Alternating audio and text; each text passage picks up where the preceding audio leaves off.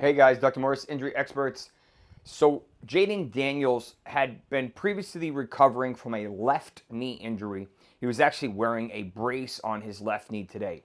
Now, he was projected as the #1 quarterback this week because of how awful the Dallas Cowboys defense was. But unfortunately, not only did he lose Deebo Samuel, but he also lost Terry McLaurin. So he didn't have a whole lot of elite weapons to work with.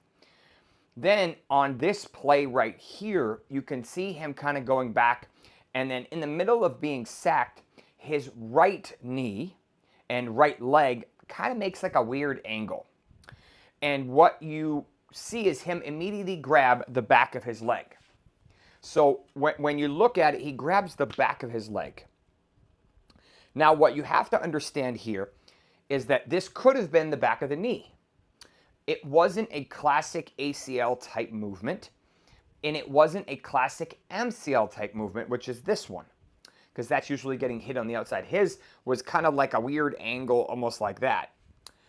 But what you see is he actually overflexed or hyperextended his leg. And what happens is the calf muscles come up and the hamstring muscles come down.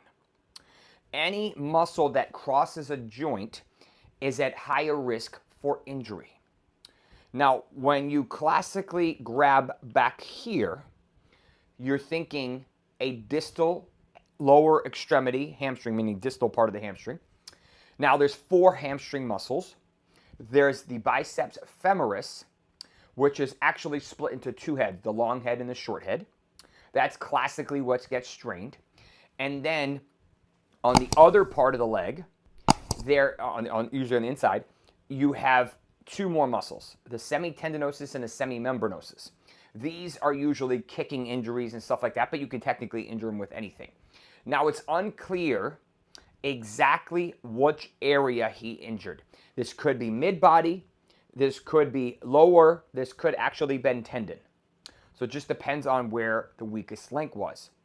Now, when he was leaving the blue tent, he gave a thumbs up to his mom, usually presuming, hey, this isn't an awful season-ending injury. But he never returned, and he was ruled out later in the game.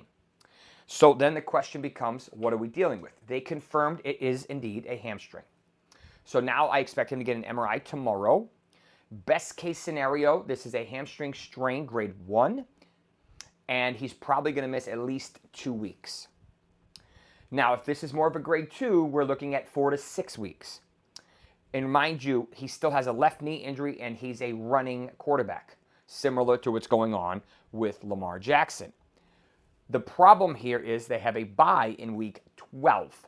So we have week 8, 9, 10, 11, 12. So they don't have the luxury of the bye coming up soon.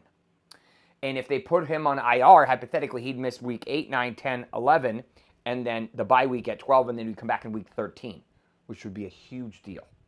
So best case scenario, I think he probably misses week 8 and maybe comes back in week 9.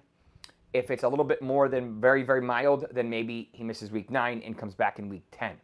But we'll have to see how this plays out. Hopefully he got super lucky and it's not that big of a deal. But it's another injury for the stud QB that we saw flashes of just massive potential last year. But now we have some potential red flags with a second injury in only a couple weeks. I'll give you more when we get more.